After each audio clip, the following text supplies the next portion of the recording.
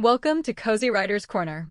I'm Patti Ann Stafford from Writing Cozy Mystery, and today we're talking about something every cozy writer runs into sooner or later, that frustrating moment when a story has all the right ingredients, but somehow it still feels flat. You've got the charming setting. You've got a lovable amateur sleuth. Maybe you've even got a great cast of suspects and a fun little business or hobby woven in. And yet, when you type the end, the book doesn't quite sparkle the way you hoped. If that's ever happened to you, you're in very good company. Cozy mysteries are meant to feel comforting, clever, and quietly addictive. Readers come for the charm, yes, but they stay for the puzzle. And the reason they keep turning pages is because the story delivers that satisfying click when everything finally makes sense. So if the book is falling a little flat, it's usually not because you aren't a good writer. It's because one or two foundational pieces of the mystery aren't doing their job yet.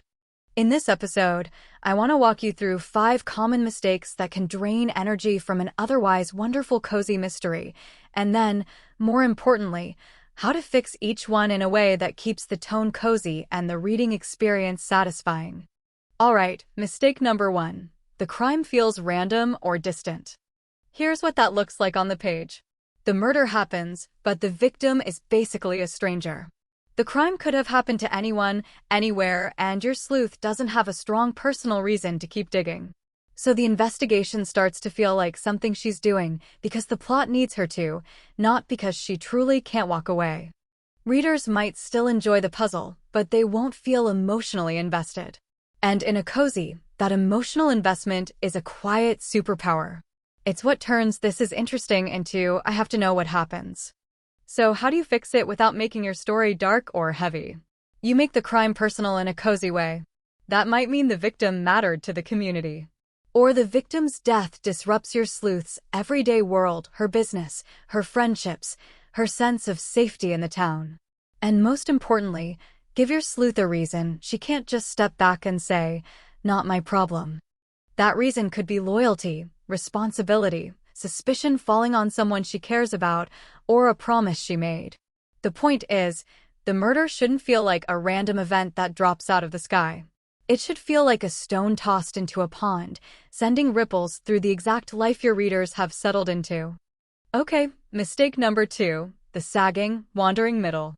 If you've ever drafted a cozy where the beginning feels great and the ending works, but the middle turns into a long stretch of interviews, errands, and mild suspicion, you're not alone. The middle is where momentum quietly disappears, especially in cozies where the tension is meant to stay cozy and not turn into a thriller. But here's the key: your middle needs progress, not just activity. It's not enough for your sleuth to be busy. She can talk to people, visit locations, and chase down leads all day long, but if nothing changes, the story feels like it's looping. So as you revise, start asking yourself a few very specific questions. First, does each clue change what the sleuth believes? After she finds a piece of information, is her theory different than it was before? Even slightly? Second, do the stakes rise, even subtly? In a cozy, stakes can rise in all kinds of non-gruesome ways. Maybe her bakery might close if the scandal continues. Maybe the town festival is threatened. Maybe a friend becomes a stronger suspect. Maybe the sleuth realizes she was wrong about someone she trusted. And third, does new information eliminate one suspect while sharpening focus on another? If every clue points everywhere, readers feel foggy. If clues narrow the field over time, readers feel the satisfying squeeze of the puzzle tightening. A helpful revision trick is this: every few chapters, something should shift. A secret comes out. A red herring is exposed. A realization lands.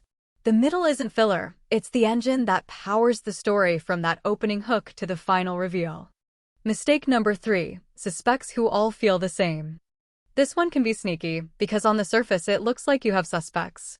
You've got a cast of characters, and several of them have reasons to be suspicious. But when readers try to keep track, everybody starts blending together. Their motives sound similar, their secrets feel interchangeable, and the clues don't point in distinct directions. When that happens, the mystery doesn't feel intriguing, it feels muddy. And in a cozy, clarity is part of the fun. Readers want to play along. They want to form theories. They want to argue with themselves about who did it while they're folding laundry or drinking tea. So here's the fix. Give each suspect a distinct role in the story. A strong, cozy suspect has a clear connection to the victim, a specific motive that feels personal, and a secret that makes sense for them, not a secret that exists only because you needed another twist. A simple test I love is this. Can you describe each suspect in one sharp sentence? Not a paragraph. One sentence. Something like, she's the victim's business partner who's about to lose everything, or he's the neighbor who is quietly being blackmailed. If you can do that, your readers can track the puzzle, and each scene with a suspect will carry its own flavor and tension. Mistake number 4. The sleuth solves the case by luck or coincidence. This is where a cozy can lose that delicious, satisfying payoff at the end. If the solution hinges on an overheard confession, a last-minute accident, or a sudden realization that doesn't feel earned, readers may accept it, but they won't feel that deep sense of fairness that cozy readers love. Cozy readers want to feel like the story played fair with them. They want that moment of, oh, of course, and maybe even, wait, I could have figured that out if I'd paid more attention. That's part of the joy. So the fix is, the sleuth has to earn the solution. That means the clues were on the page all along. The sleuth actively connects them. And when the reveal arrives, it feels inevitable in hindsight. If you're revising and you realize your ending relies on chance, ask yourself, what clue could I plant earlier that makes this conclusion feel earned? What observation could my sleuth make in Chapter 5 that matters in Chapter 25? What small moment can become a satisfying click later on? A good reveal doesn't come out of nowhere. It feels like the story has been pointing to it, quietly, the whole time. And now mistake number 5. No emotional change by the end. This is one writers don't always expect in a mystery conversation because we focus so much on the puzzle. But here's the truth.